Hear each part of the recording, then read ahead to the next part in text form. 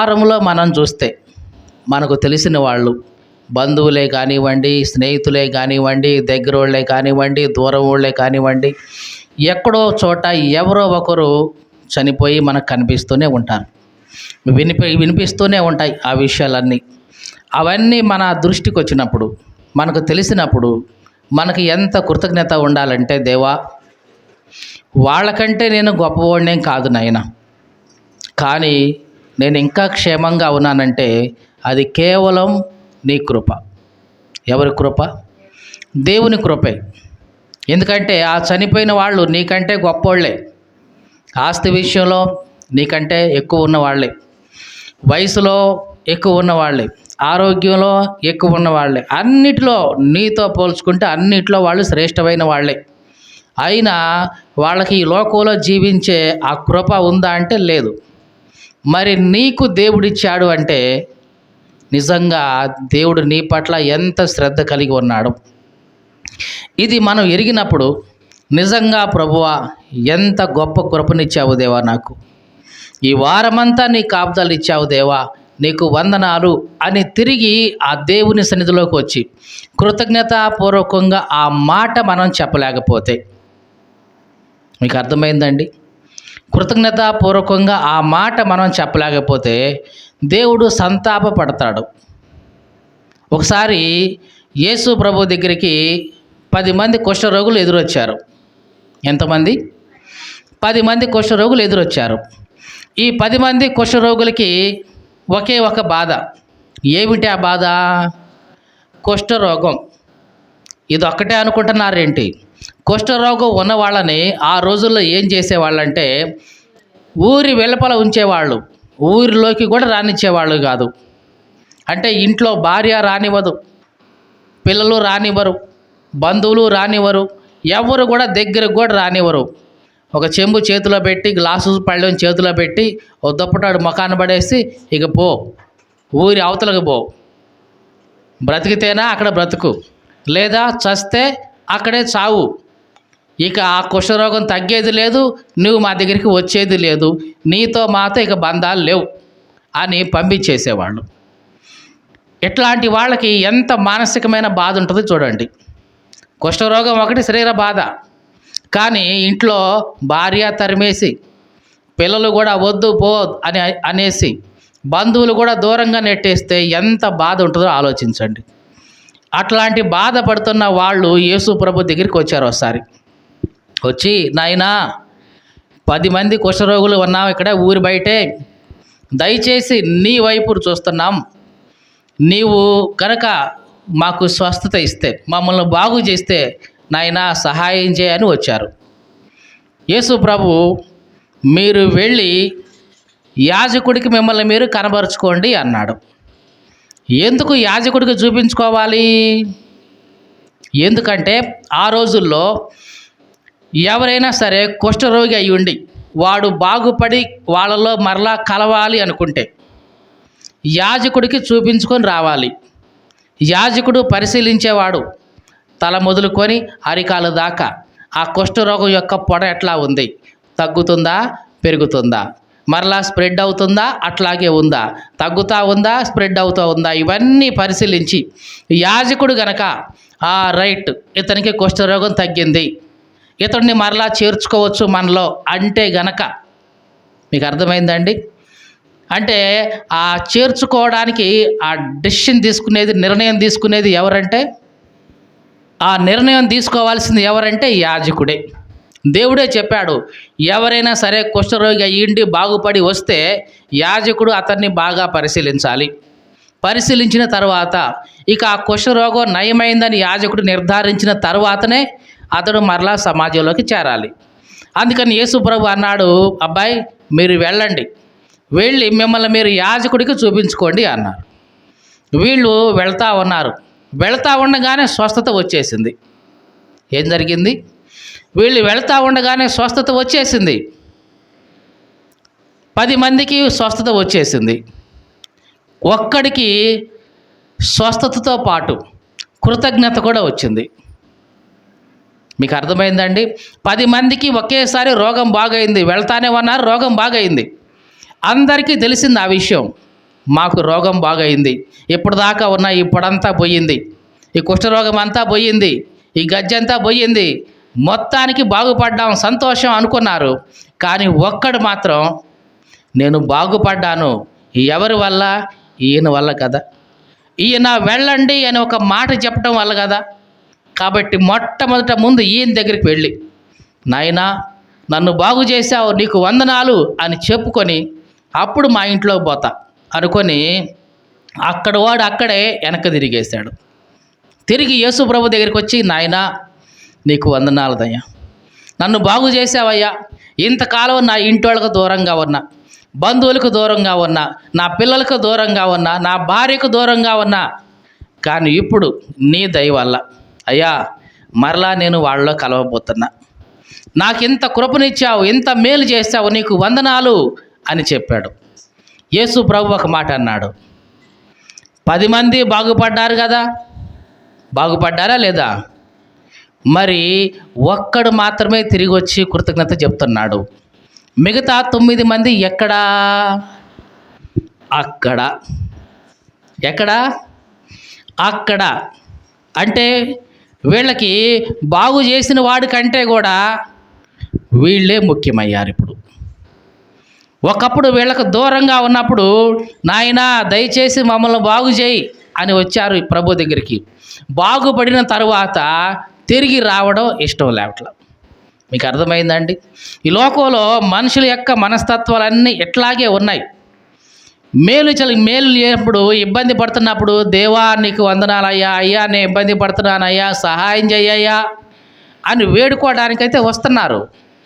కానీ వేడుకున్న తర్వాత, దేవుడు కృప చూపి కరుణ చూపి బాగు చేసిన తర్వాత, పరిస్థితులన్నీ మార్చేసిన తర్వాత, ఇంట్లో సమాధానం ఇచ్చిన తర్వాత, భార్యాభర్త మధ్య సమాధానం ఇచ్చిన తర్వాత, పిల్లలకు తల్లిదండ్రులకు మధ్య మంచి సఖ్యత ఇచ్చిన తర్వాత, సమస్యలేమీ లేకుండా సద్దు మణిగించిన తర్వాత మరి నువ్వేం చేయాలి?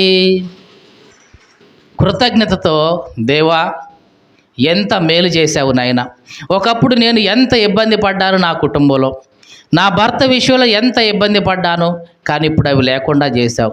ఒకప్పుడు నా బిడ్డల విషయంలో నేను ఎంత ఇబ్బంది పడ్డాను, ఇప్పుడు నువ్వు లేకుండా చేశావు. నీకు వందనాలు దేవా, నీకు కృతజ్ఞతలు అయ్యా అని తిరిగి వచ్చి చెప్పడానికి బదులు అసలు ఆ మేలు చేసిన దేవుణ్ణి ఏం చేస్తున్నావు? నువ్వు మర్చిపోతున్నావు.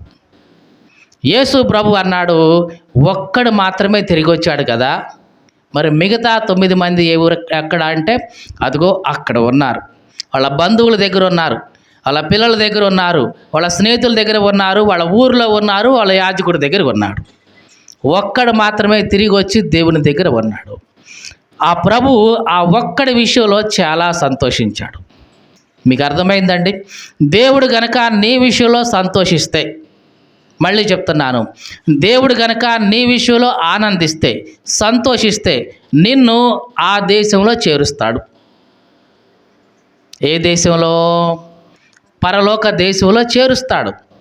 దేవుడు నీ పట్ల సంతృప్తిగా లేడు, నిరాశ పొందాడు, సంతాపం పడ్డాడు అంటే నీవు ఉండవిక. ఇశ్రాయేలీలు ఐగుప్తుల నుంచి బయలుదేరారు. ఎంతమందో తెలుసా? దాదాపుగా 6 లక్షల కాల్బలం, అంటే యుద్ధం చేయగలిగిన వాళ్ళు 6 లక్షల మంది మగవాళ్ళు. మరి ఈ 6 లక్షల మందికి భార్యలు ఉంటారా? వాళ్ళు ఒక 6 లక్షలు అయితే మొత్తం ఎంతమంది? 12 లక్షలు. మరి కనీసం ఇప్పుడంటే ఒకళ్ళిద్దరు అంటున్నారు, వదిలేస్తున్నారు. కానీ అప్పుడు 10 మంది 20 మందిని కనేసేవాళ్ళు. సరే 10 మంది 20 మంది కాదు, ఒక్కొక్క జతకి 2 పిల్లలే అనుకుందాం. అప్పుడు ఎన్ని లక్షలు అవుతాయి? ఈ 6 12 లక్షలు భార్యాభర్తలు. తర్వాత పిల్లలు 2 వేసుకుంటే వాళ్ళు ఒక 12 24 లక్షలు. మరి ఈ జంటకి అత్త మామలు ఉంటారా లేదా? తల్లిదండ్రి ఉంటారా లేదా?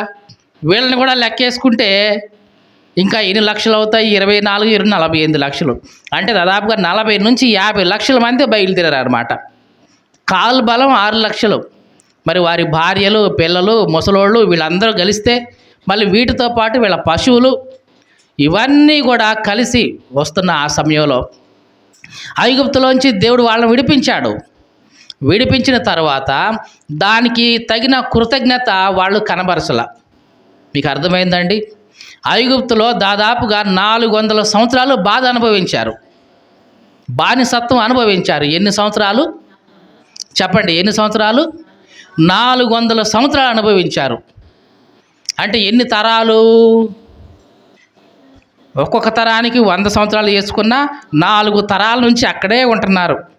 అదే బానిసత్వం, అవే సంఖ్యలు, అవే వెట్టి చాకిరి, అవే కూలి పని చేసుకుంటూ మొర పెడుతున్నారు ఆ బాధ తట్టుకోలేక. నాయనా మమ్మల్ని విడిపించయ్యా, ఎవరో ఒకరిని తీసుకొచ్చి మమ్మల్ని ఇక్కడి నుంచి విడుదల పొందించయ్యా అని 400 సంవత్సరాలుగా ఏడుస్తున్నారు. దేవుడు కరుణించాడు, మోషేని పంపించాడు, ఆ నుంచి బయటపడేశాడు. బయటపడేసిన తర్వాత కృతజ్ఞత కలిగి ఉండాలా లేదా? ఉండాలా లేదా? దేవుడు ఎంత శక్తివంతుడైతే మమ్మల్ని ఐగుప్తులోంచి బయటకు తీసుకొచ్చాడు అని కృతజ్ఞతతో ఉండాలి. తీరా ఎర్ర సముద్రం దగ్గరికి వచ్చిన తర్వాత మర్చిపోయారు వెంటనే. అయినా సరే దేవుడు కరుణించి ఎర్ర సముద్రాన్ని పాయలు చేశాడు. సరే, అక్కడి నుంచి అద్భుతాన్ని కళ్ళారా చూసారా లేదా వీళ్ళు? చెప్పండి. ఎర్ర సముద్రం వాళ్ళ కళ్ళ ముందే పాయలవటం చూసారా లేదా? చూశారు. అప్పుడైనా దేవుని శక్తి ఏంటో అర్థం కావాలి కదా. అక్కడి నుంచి అరణ్యంలోకి వెళ్ళిపోయారు. అరణ్యంలో ఆహారం కోసం ఏడిచారు. దేవుడు మరలా కరుణించి మన్నా కురిపించాడు ప్రతిరోజు, ఎక్కడుంటే అక్కడే. మరి పంట వేసుకుంటే 4 నెలల దాకా ఇక్కడే ఉండాలి కదా, ఎందుకంటే అది పండాలి, పెరగాలి, కొయ్యాలి, తినాలి. అందుకోసం వాళ్ళు ఎక్కడికి వెళ్ళినా సరే అక్కడ మన్నా కురిసేలాగా దేవుడు ఏర్పాటు చేశాడు. అట్లాగా దేవుడు ప్రతి చోట వాళ్ళకి ఆహారం ఇస్తూ నడిపిస్తే చివరికి ఆ అరణ్యంలో 40 సంవత్సరాలు తిరిగినా సరే వాళ్ళ హృదయంలో కృతజ్ఞత రాలేదు.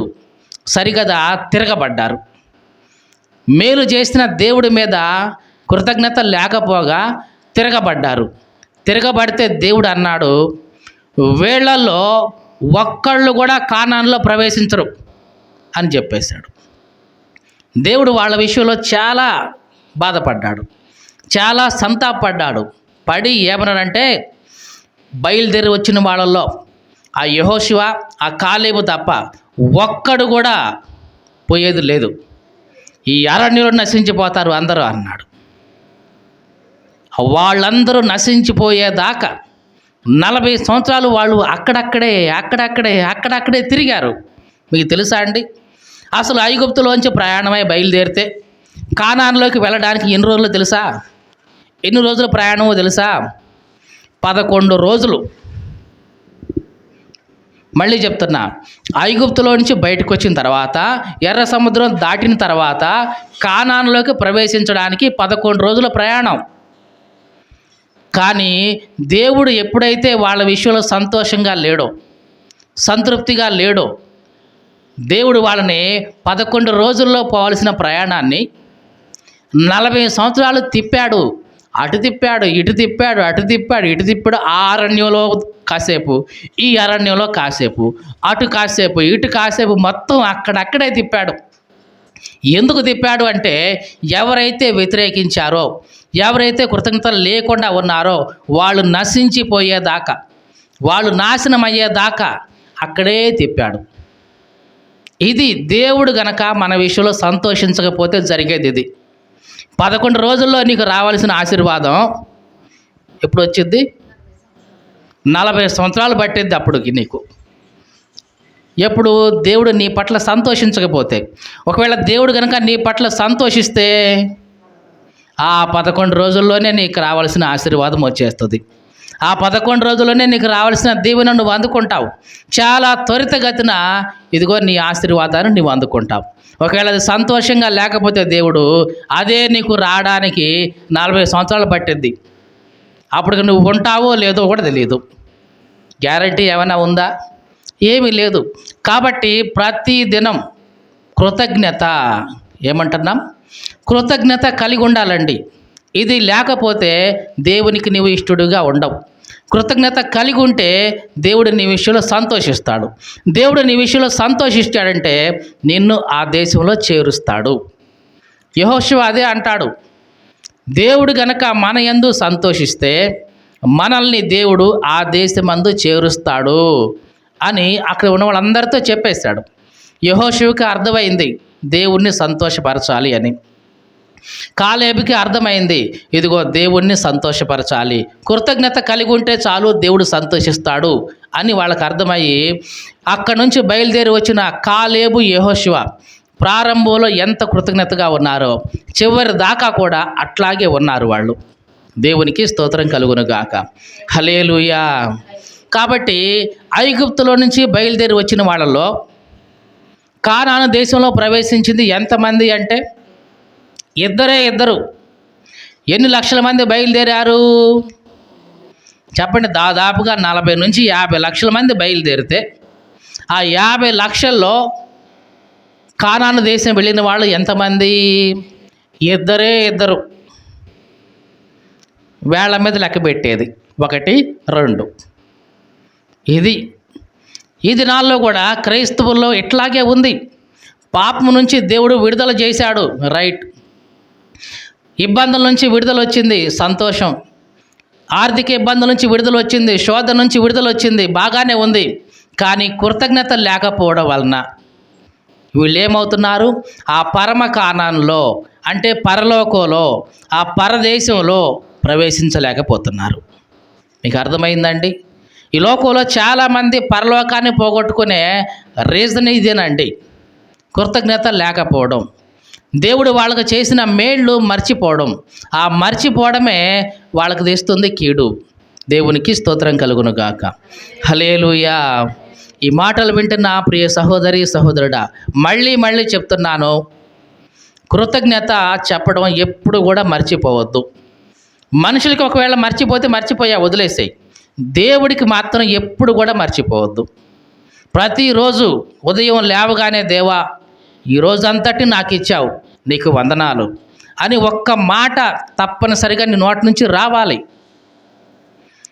సాయంత్రం పడుకునే ముందు నీ హృదయంలో ఈ మాట పలకాలి, దేవా ఈ దినమంతా నాకు తోడుగా ఉండి క్షేమాన్ని ఇచ్చావు, వెళ్ళిన ప్రతి చోట నా పని అయ్యేలాగా చేశావు, ఇదిగో వెళ్ళిన ప్రయాణంలో మళ్ళీ క్షేమంగా వచ్చేలాగా చేశావు, నీకు వందనాలు ప్రభువా అని హృదయంలో ఆ కృతజ్ఞత మాట రావాలి. అలా రాకపోతే దేవుడు అంటాడు, ఇంత చేశాను ఒక్క మాట నోట్లో నుంచి చెప్పలేకపోతున్నాడే అని అనుకుంటామా లేదా? డబ్బులు ఏమైనా ఇస్తున్నావా నువ్వు దేవునికి? లేదు. ఒక్క మాట, కృతజ్ఞతాపూర్వకమైన ఒక మాట. చిన్న ఉదాహరణ అండి, నీ ఒక వ్యక్తికి ఉదయం నుంచి సాయంత్రం దాకా పనిచేసావు, డబ్బులేవి తీసుకోవాలా, డబ్బులేవి లేదు, అవి ఏముందిలే మనకు తెలిసిన పనేగా అని ఉదయం నుంచి అతనికి ఆ పనిలో సహాయం చేసావు, సాయంత్రం దాకా సహాయం చేసావు. సహాయం చేసి మరలా తిరిగి వచ్చేటప్పుడు అతను కనీసం అమ్మ చాలా వందనాలు, ఇప్పటిదాకా నాకు సహాయం చేసావు, చాలా థ్యాంక్స్ అని ఒక్క మాట కూడా చెప్పకపోతే నీకు ఎట్లుంటుంది? వీడు మొహం పాడుగాను పొద్దు నుంచి సాయంత్రం దాకా ఎంత చేశా కనీసం ఒక్క మాట నోట్లో నుంచి మంచి మాట రాకపోయాయి, రెండోసారి చేస్తానేంది, వీడికి పిలిచినా వస్తానేంది అని మనిషిగా నువ్వే ఇన్ని రకాలుగా ఆలోచిస్తావు. అవునా కాదా? మరి దేవుడు నీకు ఎంత మేలు చేస్తున్నాడు, ఉదయం లేచిన దగ్గర నుంచి రాత్రి పడుకోబోయేదాకా ఎంత కాపుదలు ఇస్తున్నాడు నీకు ఆలోచించు. అవునా కాదా? నువ్వు చేసే ప్రయాణంలో క్షేమంగా తీసుకెళ్ళి మరలా క్షేమంగా తీసుకొస్తున్నాడుగా. చేసే ప్రతి పనిలో నీకు జాగ్రత్తగా తోడుగా ఉండి కాపాడుతున్నాడు కదా, ఆరోగ్యం ఇస్తున్నాడు కదా, నీకు నీ పిల్లలకు నీ కుటుంబానికి అంతటికీ కూడా మేలు చేస్తున్నాడు కదా. ఒక్క మాట దేవుని సన్నిధిలో కృతజ్ఞతాపూర్వకంగా ఒక్క మాట రాలేదు అంటే దేవుడు ఏమనుకోవాలి? ఈరోజంతా వీడికి సహాయం చేశాను, కనీసం ఒక్క నోట్లోంచి ఒక్క మాట కూడా వీడికి రావట్లేదు వందనాలు అని, ఇట్లాంటి వాడికి నేను సహాయం చేయాలా, ఇట్లాంటి వాడిని నేను కాపాడాలా, ఇట్లాంటి వాడికి నేను మేలు చేయాల్సింది అని ఒక్క విసుగుదల ఒక్క ఆలోచన వస్తే దేవుని హృదయంలో, ఇక రెండవ రోజు నువ్వు పడక మీద నుంచి లేవలేవు. ఇక తెలుసా అండి, ఇక రెండవ రోజు నువ్వు పడక మీద నుంచి లేవు, ఇంకా అట్లాగే పడుకొని ఉంటావు. ఇక కాబట్టి కృతజ్ఞత. దేవుడు మన నుంచి ఏమీ ఆశించడండి. నీ డబ్బు దేవునికి అవసరం లేదు, నువ్వు ఇచ్చేది దేవునికి అవసరం లేదు, కానీ కృతజ్ఞత కలిగి ఉండటం, దీన మనసుతో దేవుని సన్నిధిలో నీవు ఉండటం, ఇదే దేవుడి నుంచి కోరుకుంటున్నాడు. దేవునికి స్తోత్రం కలుగునుగాక. హల్లెలూయా. 10 మంది కుష్ఠరోగులు బాగుపడ్డారు, ఒక్కడు మాత్రమే తిరిగి వచ్చాడు. ఆ ఒక్కడి విషయంలో దేవుడు సంతోషిస్తాడు. మరి నీవు ఆ ఒక్కడిలాగా ఉండాలి అని దేవుడు కోరుకుంటున్నాడు. 10 మంది మేలు పొందారు, అటు నుంచి అటే పోయారు. ఈ లోకంలో మేలు పొందేవాళ్ళు కోటాను కోట్లు ఉన్నారు, కానీ తిరిగి వచ్చి చెప్పేవాళ్ళు కొద్ది మంది మాత్రమే ఉన్నారు. ఆ కొద్ది మందిలో ఒకడిగా నీవు నేను ఉండాలి అని దేవుడు కోరుకుంటున్నాడు. ఒకవేళ ఆ కొద్ది మందిలో ఒకడిగా నీవు నేను కనుక ఉంటే తప్పనిసరిగా దేవుడు నీ విషయంలో సంతోషిస్తాడు. నీ విషయంలో సంతోషించాడు అంటే నీకు ఏమి కావాలో కోరుకో అంటాడు. అవునా కాదా? సొలొమోను ఒకసారి 1000 దహన బలులు అర్పించాడు. దేవుడు సంతోషించాడు, కల్లో ప్రత్యక్షమయ్యాడు. సొలొమోను, నీకేం కావాలో కోరుకో అన్నాడు. సంతోషించే వచ్చి అడిగాడా, లేకపోతే సంతోషించకపోయినా వచ్చి అడిగాడా? సంతోషించాడు కాబట్టే వచ్చి అడిగాడు. ఏ తండ్రి అయినా ఆ కొడుకుని లేదా కూతురుని ఎప్పుడు అడుగుతాడు నీకేం కావాలో కోరుకో అంటే? చెప్పిన మాట విని చెప్పినట్లుగా నడుచుకొని మనసుకు సంతోషం కలిగిస్తే దగ్గరికి వచ్చి ఇప్పుడు చెప్పు నీకేం కావాలో కోరుకో, ఏం కావాలి నీకు అంటాడు. చెప్పిన మాట వినలేదు, అప్పుడు కోరుకున్నా సరే నాకు అది కావాలి ఇది కావాలని అన్నా సరే ఎట్లా ఉంటుంది? పట్టించుకోడు. ఇక ఏంటి పట్టించుకునేది? చెప్పిన మాట వినలేదు కానీ, కనీసం కృతజ్ఞత లేదు కానీ తెచ్చి పెట్టాలి. నీకు ఎక్కడి నుంచి తెచ్చి పెట్టాలి పో అని చిన్నగా విసుగు పడతాం. ఇదంతా ఎందుకు చెప్తున్నామంటే మానవులుగా మనకే ఇలాగా ఒక కృతజ్ఞత లేనప్పుడు ఒక రకమైన విసుగు వస్తుంది. ఇట్లాంటి వాడిక అనవసరంగా నేను ఇప్పుడు దాకా మేలు చేశాను, ఇట్లాంటి వాళ్ళకి నేను అనవసరంగా ఇప్పుడు దాకా సహాయం చేశాను అని విసుగుదల వస్తుంది మనకే. దేవునికి అట్లాంటి విసుగుదల నీ జీవితం పట్ల రాకూడదు. ఒకవేళ వచ్చిందా జాగ్రత్త, ఇక నువ్వు వెళ్ళిపోయినట్లే. ఇక నీ జీవితంలో దేవుని దగ్గర నుంచి నీకు ఏది దొరకదు. ఇక మీకు అర్థమైందండి? దేవుడు కనుక నీ పట్ల విసిగిపోతే దేవుడి నుంచి నీకు ఏది దొరకదు. సరిగదా? ఇక నీ జీవితాన్ని చిన్నగా ముగించాల్సి వస్తుంది. ఇశ్రాయేలు 40 సంవత్సరాలు ఆయన్ని విసిగించారు. అట్లాగా ఏం చేశారు? విసిగించారు. విసిగి విసిగి విసిగి దేవుడు అన్నాడు, వీళ్ళల్లో ఒక్కడు కూడా కానానులోకి ప్రవేశించడు అని చెప్పేశాడు. జాగ్రత్త. దేవుడు గనక నీ పట్ల విసిగిపోతే నీ జీవితం నీవే స్వయంగా నాశనం చేసుకున్నట్లే. కాలేబు యెహోషువలు మాత్రం అట్లాగా లేరు. మిగతా అందరూ కూడా అట్లాగే విసిగించారు దేవుణ్ణి. ఈ మాటలు వింటున్న నా ప్రియ సహోదరి సహోదరుడా, దేవుణ్ణి నీ జీవితంలో నీ ప్రవర్తన ద్వారా, నీ మాటల ద్వారా, నీ నడవడిక ద్వారా విసిగించొద్దు. కృతజ్ఞత కలిగి ఉండు. దేవా, ఇది ఇచ్చావు, నీకు వందనాలు. బిడ్డల్ని ఇచ్చావు, ఇదిగో సంతానం ఇచ్చావు, ఇదిగో నేను అడగక ముందే నాకు అన్నీ తీర్చేశావు, నా ఇబ్బందులన్నీ గమనించి నాకు సహాయం చేశావు, నీకు వందనాలు అని ఒక్క మాట చెప్తే చాలు, దేవుడు సంతోషిస్తాడు. దేవునికి స్తోత్రం కలుగునుగాక. హల్లెలూయా. మొట్టమొదటిసారిగా ఏదైనా తోటలో దేవుడు ఆదాము అవ్వల దగ్గరికి వచ్చేవాడు. మీకు అది తెలుసా అండి? ఏదైనా తోటలో మొట్టమొదటిసారిగా తాను సృష్టించిన అవ్వ ఆదాము దగ్గరికి దేవుడే చల్లపూట వచ్చి వాళ్ళతో మాట్లాడి వెళ్ళిపోయేవాడు. మళ్ళీ చెప్తున్నాను, ఏదైనా తోటలో ఉన్న ఆదాము అవ్వ దగ్గరికి దేవుడే వచ్చి వాళ్ళతో ముచ్చటించి సంభాషించి వెళ్ళిపోయేవాడు. ఎప్పుడైతే వాళ్ళు దేవునికి కృతజ్ఞతగా లేకుండా ఉన్నారో, చెప్పిన మాట వినకుండా ఉన్నారో, అక్కడి నుంచి దేవునితో వాళ్ళకి సహవాసం కట్ అయిపోయింది. ఈ మాటలు వింటున్న ప్రియ సహోదరి సహోదరుడా, జాగ్రత్త. నీవు గనక ఆయన మాట విని ఆయనకు లోబడినట్లయితే దేవుడు నీతో వస్తాడు, సహవాసం చేస్తాడు, నీతో మాట్లాడతాడు, నిన్ను వాడుకుంటాడు, నిన్ను దీవిస్తాడు.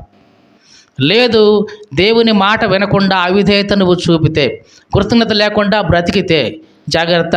దేవునికి నీకు ఇక సహవాసం ఉండదు. సంబంధం మాత్రమే ఉంటుంది, సహవాసం ఉండదు. మీకు అర్థమైందా? సంబంధం ఉంటుంది, సహవాసం ఉండదు. సంబంధానికి సహవాసానికి తేడా ఏంటండి? ఒక చిన్న ఉదాహరణ చెప్పి నేను ముగిస్తా. తప్పిపోయిన కుమారుడు. ఈ కథ మనలో ఎంతమందికి తెలుసు? అందరికీ తెలుసు, బాగా తెలుసు కదా. తప్పిపోయిన కుమారుడు విషయంలో ఒక తండ్రి ఉంటాడు. తండ్రికి 2 కొడుకులు ఉంటాడు. 2లో చిన్నవాడు, నాన్న నా ఆస్తి నాకి అని చెప్పేసి ఆస్తి పంచుకొని పోతాడు. దూరదేశం పోతాడు, ఆస్తిని అంతా కాజేస్తాడు, తిరిగి వస్తాడు. మొత్తానికి మారు మనసు పొంది తిరిగి వచ్చాడు కాబట్టి తండ్రి చేర్చుకుంటాడు. జాగ్రత్తగా వినండి. మొట్టమొదట కుమారుడు తండ్రి దగ్గర ఉన్నప్పుడు తండ్రి కుమారుల సంబంధం ఉంది. అంటే ఈ వ్యక్తి చూడగానే ఇతను పలానా అతని కొడుకు, ఇతను పలానా అతని తండ్రి అని సంబంధం ఉంది. అలాగే అదే ఒకళ్ళొకళ్ళు దగ్గరికి ఉన్నారు కాబట్టి సహవాసం కూడా ఉంది. మీకు అర్థమైందండి? మొట్టమొదట తండ్రి ఇంట్లో ఉన్నప్పుడు కొడుకుకి తండ్రికి సంబంధం ఉంది, తండ్రి కుమారుల సంబంధం. అదే రకంగా ఇద్దరి మధ్య సహవాసం కూడా ఉంది. ఉందా? ఎప్పుడైతే కుమారుడు తండ్రిని విడిచి దూరంగా పోయాడో తండ్రికి కొడుకుకి సహవాసం ఉందా? లేదు. కానీ సంబంధం అదే ఉంది. పలానా వ్యక్తి ఎవరంటే అదిగో పలానా ఆయన కొడుకు అంటారా లేదా? అంటారు. సంబంధం అట్లాగే ఉంటుంది, కానీ సహవాసం పోయింది. ఈ దినాల్లో క్రైస్తవులు అయినా చాలామందికి సంబంధం అట్లాగే ఉంది. నువ్వు ఎవరు అమ్మా? నేను దేవుని బిడ్డని. ఓకే. దేవుడు ఎవరమ్మా? దేవుడు నాకు తండ్రి. రైట్. తండ్రి బిడ్డ సంబంధం బాగానే ఉంది, మరి సహవాసం ఉందా? దేవునితో నీకు అనుదినం సహవాసం ఉందా? లేదండి. ఎప్పుడు పోతామండి ప్రార్థనకి? మహా అయితే వారానికి ఒకసారి పోతాం, అది కూడా పోతే పోతాం, లేకపోతే లేదు. అంటే సహవాసమే లేదన్నమాట. మరి నువ్వెవరు అమ్మా? మేము దేవుని బిడ్డలు అండి. దేవుడు ఎవరమ్మా? మాకు తండ్రి అండి. అంటే సంబంధం ఉంది బాగానే, కానీ సహవాసం లేదు. అంటే నువ్వు ఎట్లాంటి వాడివి? తండ్రికి దూరం అయిపోయిన ఆ చిన్న కుమారుడు లాంటివాడు అన్నమాట. తండ్రికి దూరం అయిపోయిన ఆ చిన్న కుమారుడు భలే బాగా బతికాడు కదా కదా బ్రహ్మాండంగా బతికాడు. అసలు తండ్రితో పనే లేకుండా మంచిగా అభివృద్ధి పొందాడు కదా.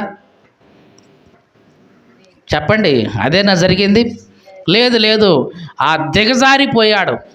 ఎంతగా దిగజారిపోయాడంటే పందులు తినే ఆ పొట్టు తినటానికి కూడా రెడీ అయిపోయాడు. అంతగా దిగజారిపోయాడు. ఈ మాటలు వింటున్న ప్రియ సహోదరి సహోదరుడా, దేవునికి నీకు సహవాసం లేకపోతే, కేవలం సంబంధం మాత్రమే మెయింటైన్ చేస్తే, ఇదిగో నీ స్థితి కూడా దిగజారిపోతుంది. ఎక్కడి దాకా దిగజారిపోతుందంటే అట్టడుగు దాకా దిగజారిపోతుంది. అట్టడుక్కు వెళ్ళినా సరే నీకు తండ్రి గుర్తు రాలేదు అంటే, సహవాసం అప్పటికీ కూడా నీకు గుర్తు రాలేదు అంటే, ఇక అంతే, నీ జీవితం ముగించబడినట్టే.